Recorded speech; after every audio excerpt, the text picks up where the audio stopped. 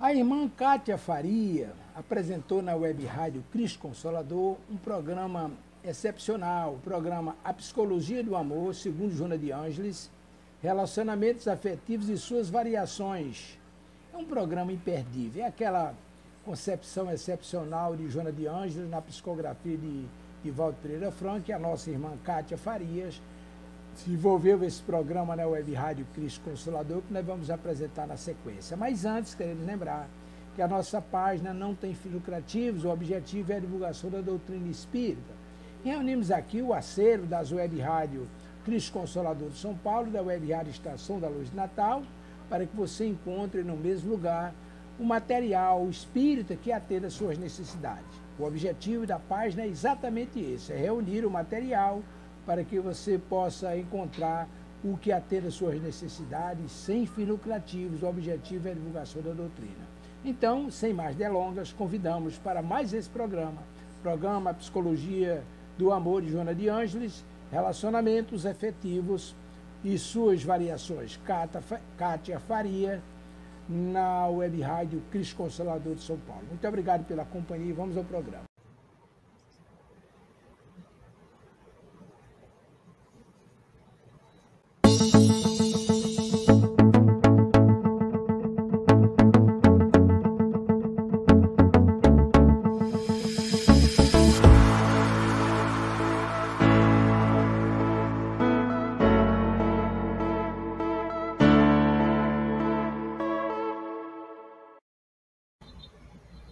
Olá, muito boa noite.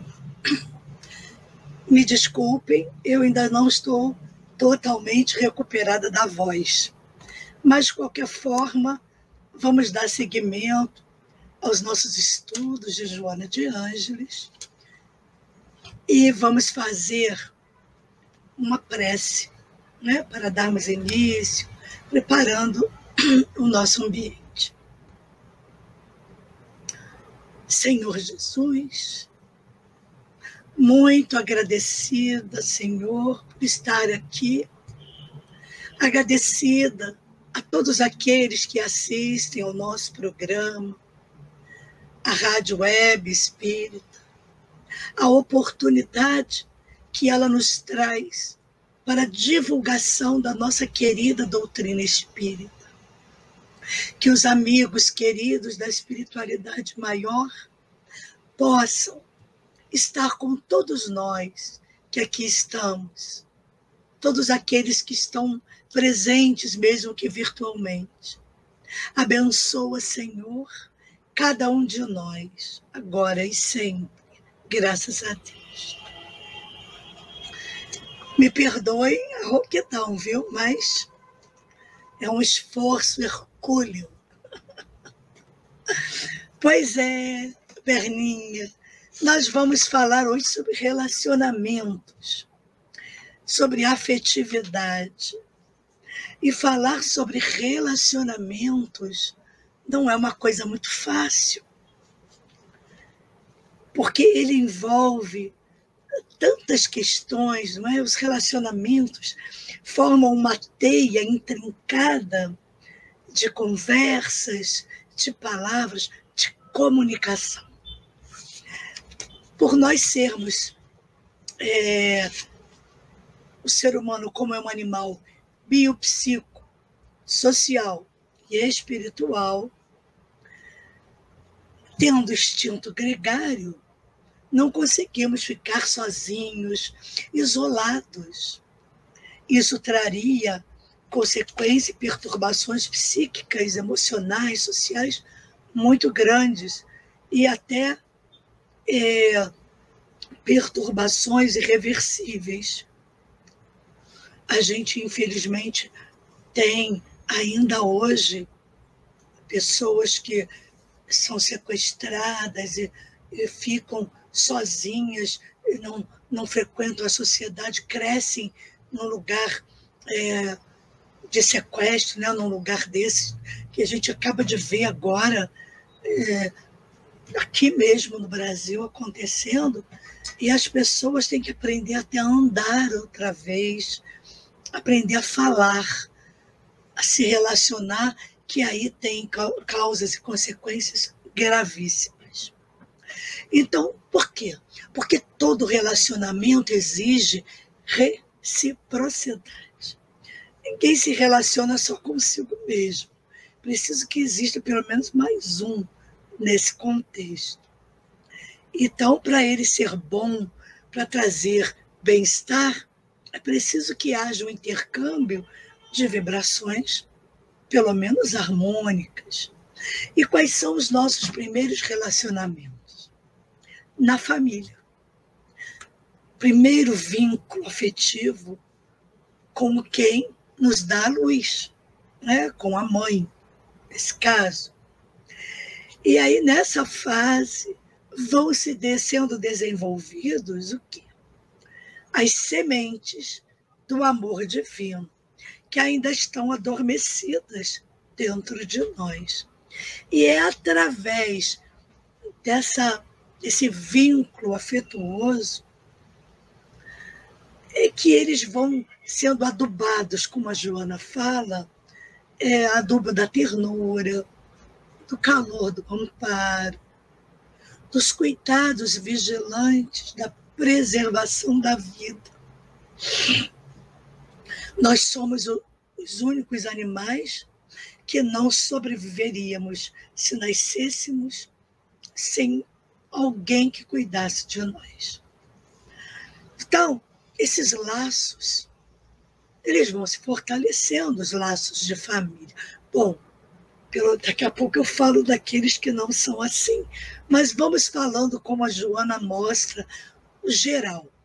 Esses laços vão se fortalecendo em relação à criança e ela vai expandindo os seus relacionamentos também. Ela vai entendendo melhor, né, o seu entorno, as outras pessoas que fazem parte desse grupo social, né, familiar. Espera-se que nesse conjunto de relações haja o quê? É a contribuição, é a reciprocidade. E vão, através desses relacionamentos, eles vão crescendo e a gente vê os relacionamentos sociais na escola. Seja lá no ciclo maternal, infantil, e todos os ciclos.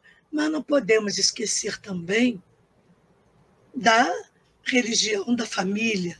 Se assim houver, também é um outro meio onde a criança vai se desenvolver, vamos dizer assim.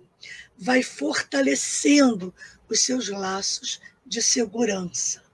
O apoio na amizade, vai tendo, né, conforme as respostas da convivência com os adultos, dos educadores, dos evangelizadores, de todos aqueles dos grupos em que ela vai começar a pertencer. Bom, mas a gente sabe de uma coisa que a Joana fala, que é certo, que nem sempre no lar nós vamos encontrar espíritos afins. E é o que mais a gente vê, infelizmente, que sejam capazes esses espíritos de trabalhar em comunhão de pensamentos, de ideais. Não, muitas vezes lutando encarniçadamente, devorados pelos ódios, que são ancestrais, que procedem de condutas infelizes de outras existências. E que agora, na família, vêm em processo de quê? De recuperação. Porque é na família onde nós vamos nos reencontrar com os inimigos do passado, para que haja essa reestruturação, para que haja uma construção de amor, de vínculos afetivos. Entretanto, na família que vão se consolidar os sentimentos e ampliar os tesouros da verdadeira afeição. Infelizmente, nós vamos percebendo, através de estudos paralelos, como fazemos em estudos sobre obsessões, como são combinados as voltas, não é a volta desses espíritos inimigos do passado nas famílias, como mãe, como pai, como marido, como irmão, como alguém ligado afetivamente à família. E aí vemos os relacionamentos sexuais, que têm destaque nos grupos humanos, que são fundamentais à vida. Agora, são mais frutos do instinto que dos sentimentos. Aparentemente, eles vão surgindo como impulsos de falso amor. E nós todos, com certeza, já paixamos pelas paixões abrasadoras e que podem arrastar comportamentos precipitados e uniões sem a estrutura moral, econômica ou mesmo afetiva, o que é uma pena muito grande, porque eu tenho observado, que nós temos observado dentro do trabalho de consultório, de palestras com grupos, de supervisões, que vemos muitas uniões de parcerias totalmente de jovens, imaturos demais, que vão tentar construir uma parceria baseada numa paixão.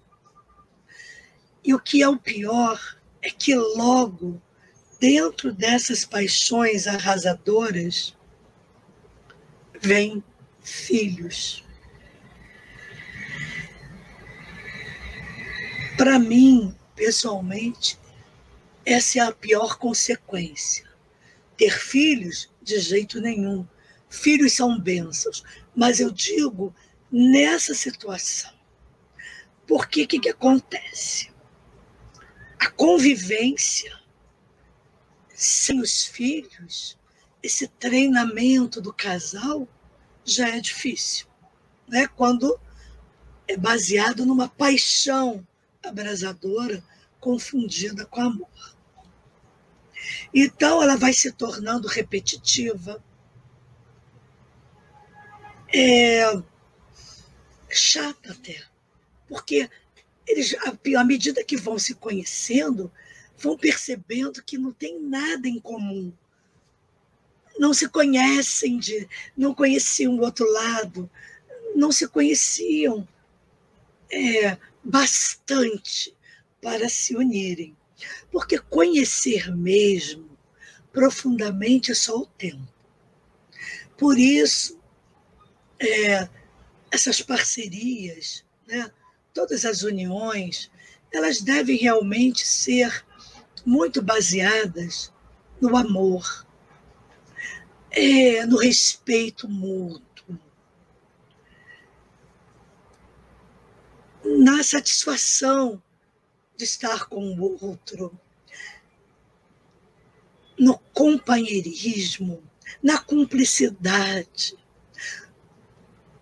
Eu, às vezes, gosto de falar uma coisa muito interessante e que é uma verdade, mesmo sendo um ritual do casamento católico. Na saúde, na doença, na riqueza ou na pobreza, na alegria, na tristeza.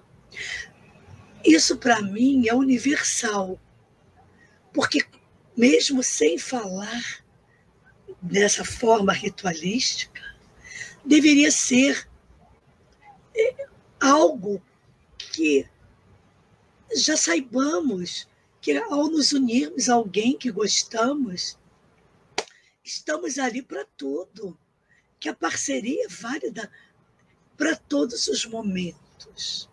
Quando um adoece e quando se vê um filho excepcional, que hoje a gente não é excepcional, mas um filho especial em todos os sentidos, síndrome de Down, autismo, paralisia cerebral. Então, existem vários fatores que podem trazer um rompimento dessas relações que são baseadas em estruturas que não são firmes, fortes, verdadeiras. Infelizmente, nós vemos muito, homens principalmente, que covardemente abandonam a sua parceira no nascimento de uma criança especial. A maioria das mulheres que vão para as APAES da vida, para as escolas especiais, são mulheres sozinhas. É muito difícil vermos um casal, existem também, claro, casais unidos, mas a maioria mesmo, infelizmente, foge do compromisso que assumiu na espiritualidade. E se a gente pensar com inteligência,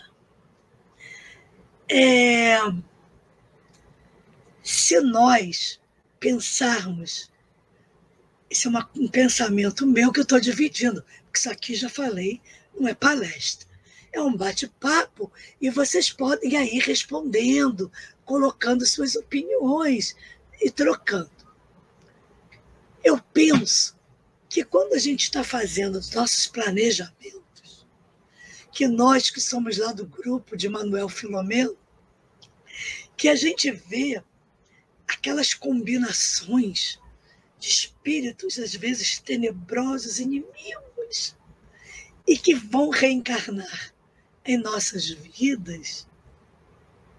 Se eu pudesse escolher, eu preferia ter realmente, dentro desses inimigos, um filho especial.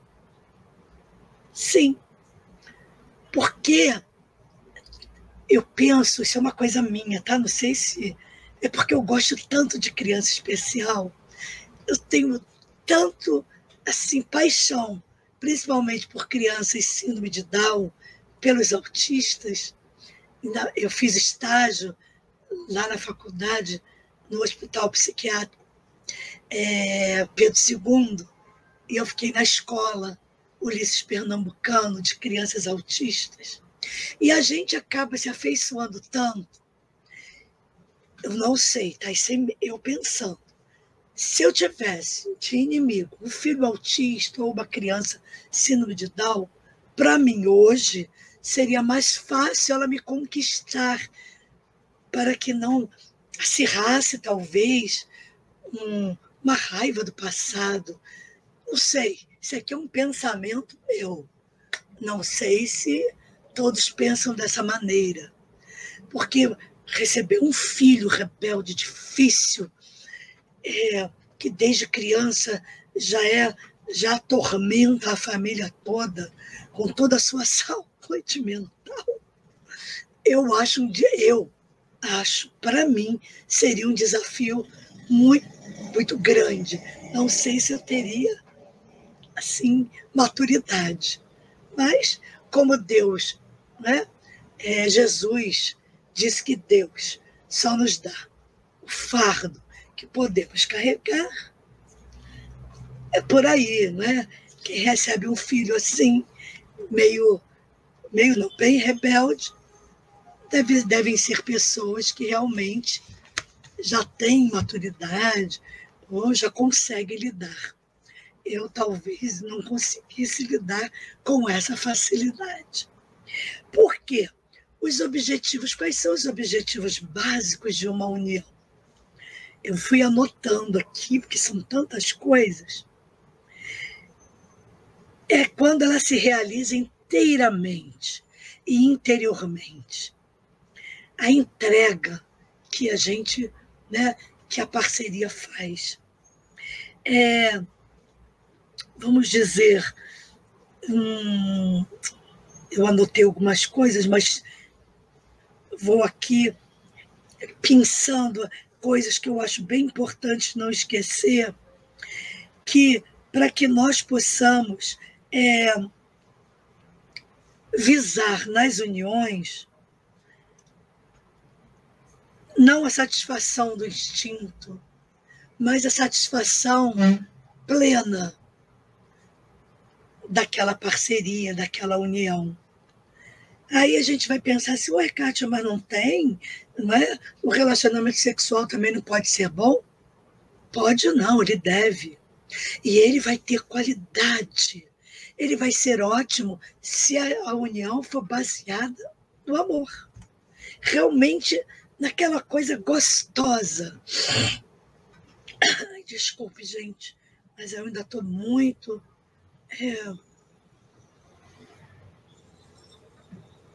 assim, entupida. No respeito recíproco. Claro que quanto melhor a união sexualmente, o relacionamento será tudo de bom. Então, a compreensão com a convivência, naquele juramento, né, da saúde, na doença, na riqueza, na pobreza, gente, essa compreensão desses altos e baixos que acontecem na grande maioria ou em todos os relacionamentos, mesmo os relacionamentos mais harmônicos, eles às vezes têm, né, algumas pedras no caminho, onde nós precisamos aí, dentro dessas dificuldades, treinarmos o amor verdadeiro, a afetividade legítima. Então é preciso que exista vinculação, mas a vinculação sem interdependência perniciosa, porque aí é uma vinculação tóxica, doentia, principalmente nas pessoas que são inseguras. O inseguro, ele sofre muito, porque pela sua insegurança, ele tem baixa autoestima, ele desconfia de tudo, de todos. Por mais fidelidade que exista nessa relação, ele não acredita, ele acha que tem alguma coisa errada, e ele quer, em troca, para ele acreditar, mas mesmo assim não adianta, que aquela pessoa tem uma dedicação quase escrava com ele. Como é que a gente pode dizer? Dizendo todos os dias, eu te amo, não é nada disso. Imagina, isso vai sendo cansativo demais. Chega um ponto que existe a exaustão, e uma relação assim vai ser fadada ao fracasso. Então, nesse sentido, é importante uma terapia. Quando não de casal, pelo menos uma individual daquela pessoa que sente tudo isso, essa insegurança. Mas muitas vezes a de casal fica muito boa, porque naquele momento o terapeuta vai trabalhar os vínculos positivos, vai mostrar onde está baseada a insegurança. Então é muito importante que quando uma relação chega a esse ponto, que se busque um profissional para que se trabalhe essas questões. Então, esse esforço é de parte a parte. As duas pessoas que se amam precisam se esforçar. Porque o casamento, quando a gente fala casamento, não quer dizer que seja papel. Casamento, né? Estar juntos, viver juntos, é realmente muito difícil. É uma arte se relacionar. para mim, é a maior arte, é viver a dois. Há os que pregam relacionamentos sem convivência. Ai, muito melhor. Cada um na sua casa, cada um com a sua vida. E só nos reunimos finais de semana ou para viagens. Vamos apenas gozar a vida, viajar, passear, ir para bailes. Sem convivência. Buscando dentro do casamento um padrão lúdico, né? Aquela coisa. E as pessoas, então, que maturas, sonhadoras, elas ficam dentro desse lúdico esperando a sua alma gêmea. Ah, eu ainda não encontrei minha alma gêmea, então é melhor morarmos cada um na sua casa, porque eu não sei se ele ou ela é a minha alma gêmea. Mas alma gêmea não existe. Não nesse sentido. É a metade do outro. A tampa da panela. Eu acho tão engraçado, porque as pessoas acham que vão encontrar. Porque veio, às vezes, um casal harmônico, mas não entendem que não são almas gêmeas, são almas parceiras, que vieram juntas dentro de um compromisso com alguma tarefa. Então, essas almas parceiras são muito confundidas com almas gêmeas e, às vezes, eles brincam mesmo. Ah, nós somos almas gêmeas, porque gêmeos nos ideais, nos princípios norteadores daquela união. Às vezes é por causa de um filho difícil, ou é um casal que tem uma missão evangélica, seja lá em que religião for. Então, são almas gêmeas nesse sentido, mas não nesse pensamento lúdico aí de encontrar sua metade, como se nós não fôssemos inteiros. Fôssemos uma metade cambeta, né? Temos que usar uma muleta enquanto não vem alguém grudar. Mas aí vou falar de uma outra união terrível também, equivocada, quando os dois são inseguros, quando os dois ainda não encontraram a sua alma gêmea, são inseguros, solitários, se unem. Ah, mas aí não seria ótimo? Eles só querem ficar juntos para não ficarem sozinhos, mas permanecem os dois convivendo solitários. Porque como não se conhecem, cada um está buscando algo diferente do seu vazio existencial.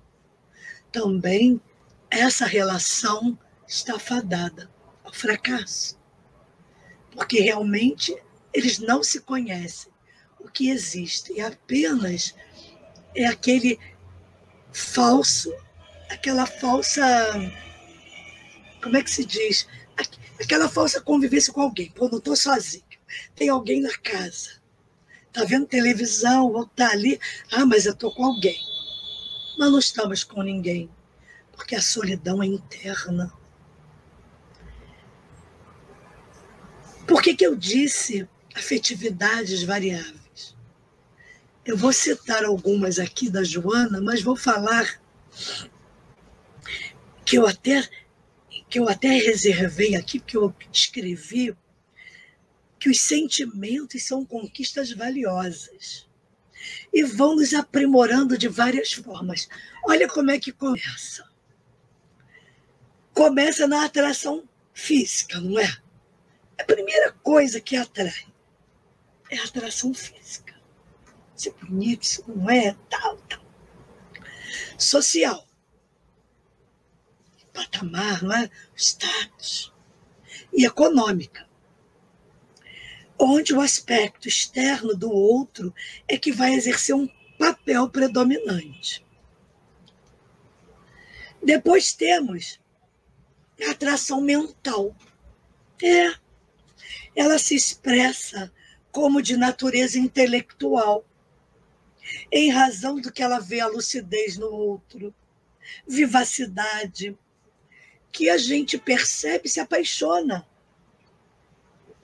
Uma pessoa muito inteligente e versada, que conhece tanta coisa, é um verdadeiro Google ambulante. Então, a pessoa se fascina por aqui. E o de natureza espiritual, né? Esse seria o da alma gêmea, vamos dizer assim, que transcende aos interesses imediatos, porque faculta bem-estar, alegria, sentimento de companheirismo.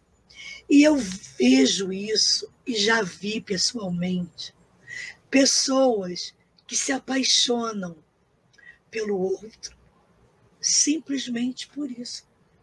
Às vezes nem tem muito estudo, trabalham em empregos assim, mais simples, pessoas muito simples. Mas aí alguém pergunta, mas o que você viu nesse cara ou nessa mulher?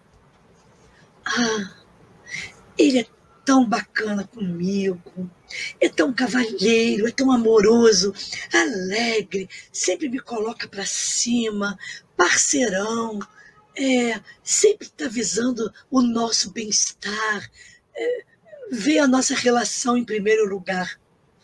Aí a gente vê essa harmonia que é de natureza mais espiritual. São almas que se reencontraram e que já se conheciam, porque às vezes até dizem, sei lá, parece que a gente já se conhece há tanto tempo, a gente tem uma intimidade, uma parceria, uma cumplicidade imensa. São almas parceiras, são essas de natureza espiritual. Então, as emoções variam. Eu fui anotando. A Joana fala aqui uma coisa muito interessante, que essa eu vou até ler, porque é perfeita, dessas variáveis da afetividade. Quando se pode entender e se tem olhos de ver, é possível distinguir a afetividade, olha só, nos mais variados sentimentos humanos. Você sabe que eu fiquei, quanto mais a gente estuda, mais a gente aprende, e vê que a gente não sabe nada. Eu nunca tinha lido sobre essas variações dos sentimentos humanos. Por exemplo, ela fala, o egoísmo é a afetividade a si mesmo. Adorei isso. O ressentimento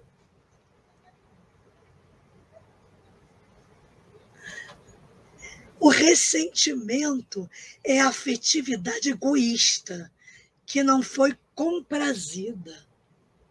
A bondade é a afetividade que se expande. O ciúme é a afetividade insegura e possessiva. O trabalho é a afetividade ao dever. O ódio é a afetividade que enlouqueceu. O auxílio fraterno é a afetividade em ação. A vingança é a afetividade que enfermou. A preguiça, vejam bem, é a afetividade adormecida. O amor é a afetividade que se sublima. A caridade é o momento máximo da afetividade. Vocês já conheciam? Escreva aí, já sabiam disso? Dessas várias afetividades? Então, se o cara é preguiçoso, a gente diz, poxa vida, ele tem um afeto adormecido, precisa despertar.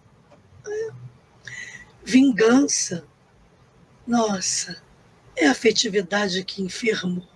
Precisamos ajudar a curar. E assim sucessivamente.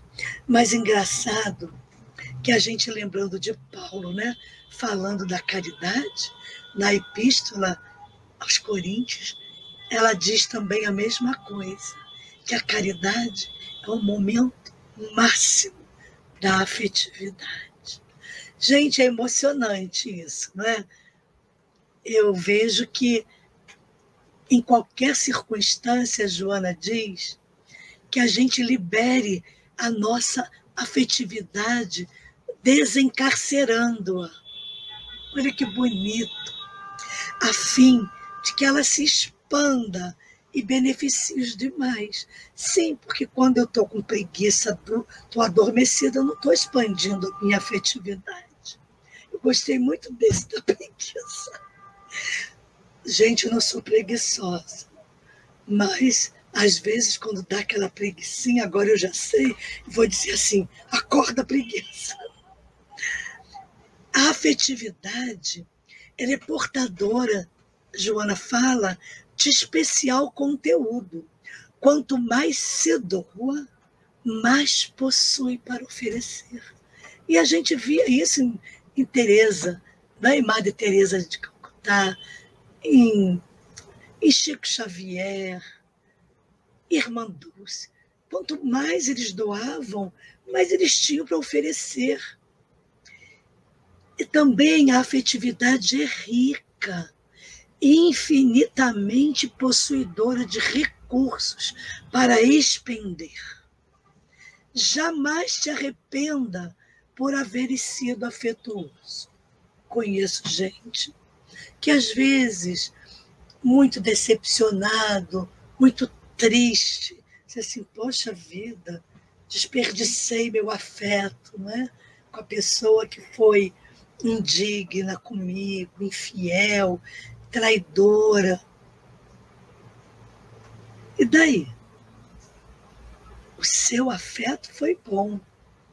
Isso é que importa.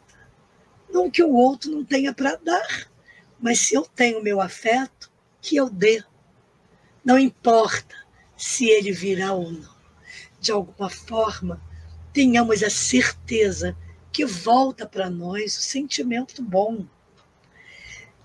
Diz mais Joaninha, não te facultes, porém, olha aí, uma afetividade exigente, que cobra a resposta, que se impõe, que aguarda retribuição. Não. Joana sempre diz, seja você quem ama. Não espere do outro que esteja no mesmo diapasão que você. Simplesmente ame. É o que ela está dizendo aqui. Atinge o elevado patamar emocional da afetividade, que se esquece de si mesma para favorecer a outrem, conforme Jesus a viveu, sem apego nem decepção, por não haver recebido compensação. Imagina se Jesus esperar compensação. A afetividade se completa no próprio ato de expandir-se. Então, quando eu dou o meu afeto, já está sendo um completo ato de expandir essa afetividade. Então, quando falamos de amor, faz-se imprescindível desenvolver essa capacidade. Tem gente que não sabia, assim, eu não sei amar. Vamos aprender, vamos desenvolver essa capacidade mediante a arte de servir e ajudar. Grandes trabalhos voluntários faz com que pessoas que resolveram apenas se voluntariar para ter o que fazer, ainda sem muito saber o que é trabalho voluntário,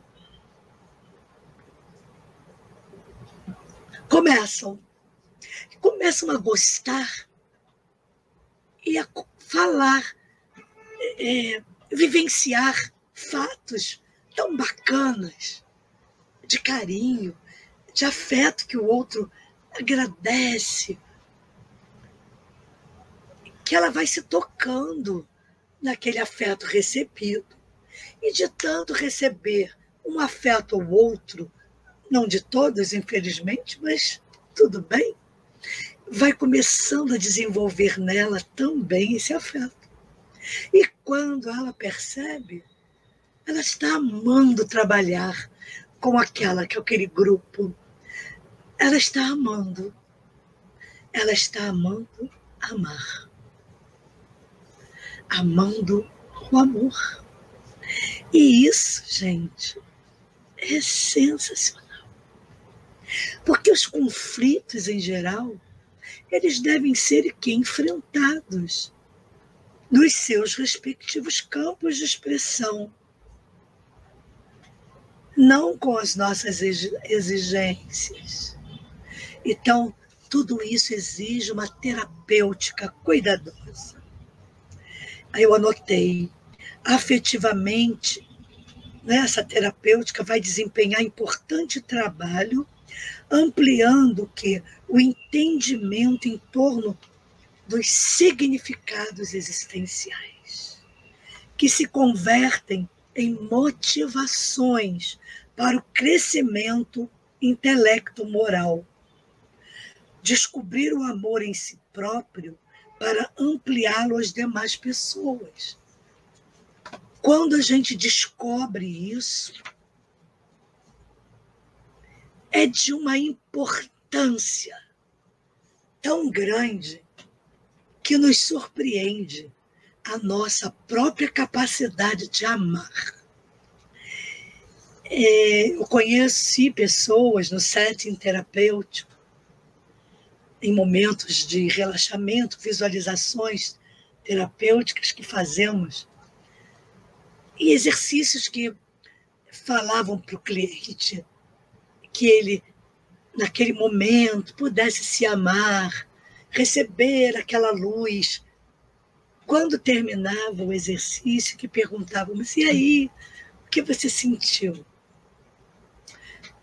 Muitas vezes, assim, um espanto.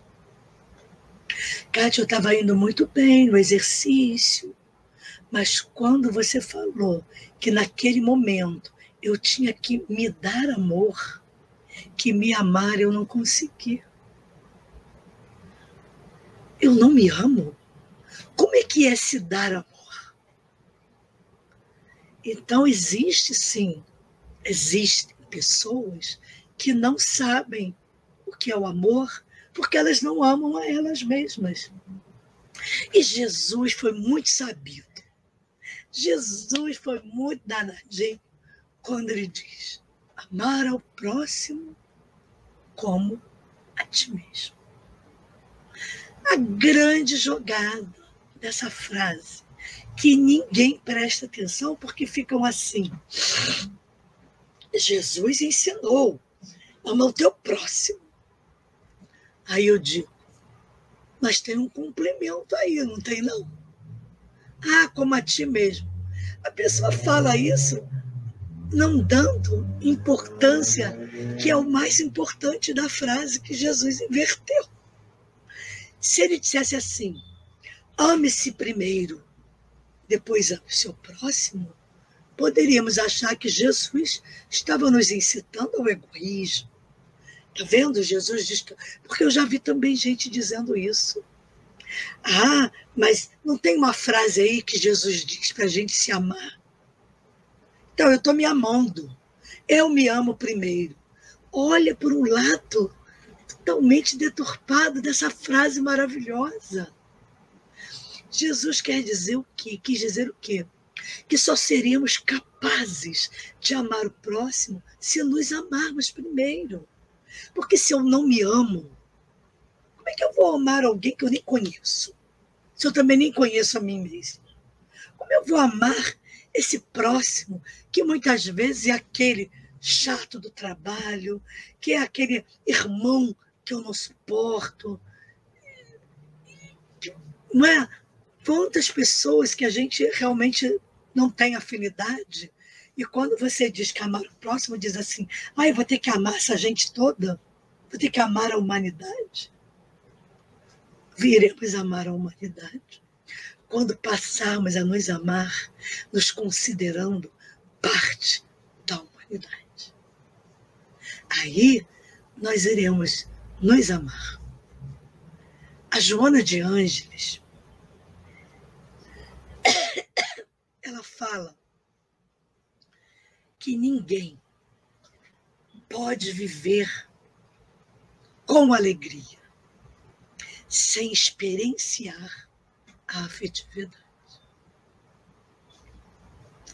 Ela diz que é muito emocionante, que a afetividade é a mensagem, prestem atenção, é a mensagem do amor de Deus, estimulando as vidas ao crescimento e à sublimação.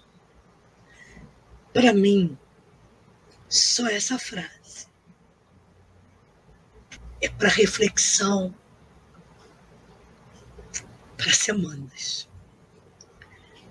A afetividade é a mensagem do amor de Deus. Aí a gente, como ela diz isso, eu posso dizer o quê? Quando eu sou afetiva e quando alguém é afetivo comigo, é a mensagem do amor de Deus para mim. Gente, Deus conversa comigo. Ele estimula, através de gestos afetivos, as vidas ao crescimento e à sublimação. A afetividade deve ser distendida a todos os seres sencientes, que equivale a dizer outra coisa linda também, aos vegetais. Quer dizer, cuidado, não é? Com as plantas, com as árvores, aos animais, seres humanos, ampliando-a por toda a natureza. E hoje, a natureza grita. Se nós deixarmos os nossos ouvidos ouvirem no silêncio o grito de terror da natureza, nós ficaremos espantados. A derrubada de árvores seculares, a poluição dos rios, lindos rios maravilhosos de beleza,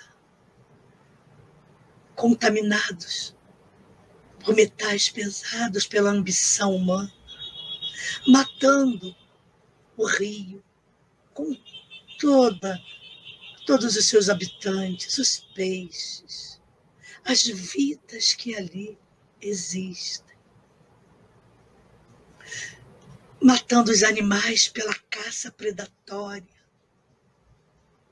modificando o ciclo e, com isso, dizimando animais que são importantíssimos. O que acontece? Vemos aí doenças, epidemias voltando, porque a natureza vai se desequilibrando. O homem gritando na sua solidão pelo amor, pela afetividade. E através disso, ele procura prazeres imediatos nas drogas, nas bebidas, no sexo, no jogo, nas compulsões em geral. Tudo isso é o nosso desequilíbrio. Buscando o amor, buscando ser amado. E ela diz, quando se ama, instalam-se a beleza e a alegria de viver. A gente vê isso muito também no jovem. quando está começando a gostar, fica com aquele olhinho de apaixonado, vendo passarinhos. Não é assim? Todos nós, quando estamos felizes, alegres, dentro de um relacionamento, seja ele qual for, não é só relacionamento homem-mulher, ou um homem com outro, ou uma mulher com outro, mas é a relação com os filhos, a relação com a família, a relação com a natureza, a relação com a vida. Nos traz esse sentimento belíssimo de amar a tudo e a todos, sem preconceito, sem exclusão de ninguém. Todos. Eu gosto muito de repetir a palavra da Joaninha. Quando ela diz todos, ela diz desde o mineral até o arcanjo. Todos. Então, a saúde integral, como ela diz, sem dúvida, é defluente da harmonia do sentimento pelo amor, com as conquistas culturais que levam à realização pessoal, trabalhando pelo equilíbrio e funcionamento existencial. A saúde integral, ela é defluente dessa harmonia do sentimento pelo amor com as conquistas. Gente, a conquista cultural, a conquista científica, todas as conquistas que levam ao progresso e levam à realização pessoal, elas trabalham pelo equilíbrio e pelo funcionamento da nossa existência. Faz parte da lei de progresso. Então, tudo isso que podemos dizer que a afetividade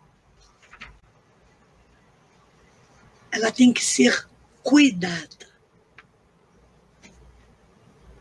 Jesus nos disse, afirmou, que os seus discípulos seriam conhecidos por muito se amarem, sem que convertessem esse sentimento luz em grilhão, treva de paixão. Não confundirmos os afetos com grilhões, com escravidão. E assim, a nossa mensagem de hoje é essa, sobre o afeto. É necessário que o amor eleve aquele que se entrega. Ama, portanto, como diz Joana, deixando que os teus sentimentos nobres governem a tua existência e poderás fruir os benefícios que defluem dessa conduta. Eu vou encerrar só um pouquinho antes, 56. Faltam 3 minutinhos para poupar a minha voz. Eu penso que essas reflexões realmente vão ficar em nossos corações, porque eu tenho certeza que devem ter despertado em cada um de nós, assim como despertou em mim, novos pensamentos a respeito da afetividade, novos pensamentos e reflexões a respeito da ternura. E assim, não esqueçam de deixar o seu like, compartilhar, comentar, para que o YouTube entenda que o conteúdo é bom e a web rádio continue crescendo à medida que vamos todos ganhando esses likes. Muito obrigada mais uma vez pela atenção, pela compreensão. Um beijo em todos, um grande abraço. Que Deus abençoe cada um de nós.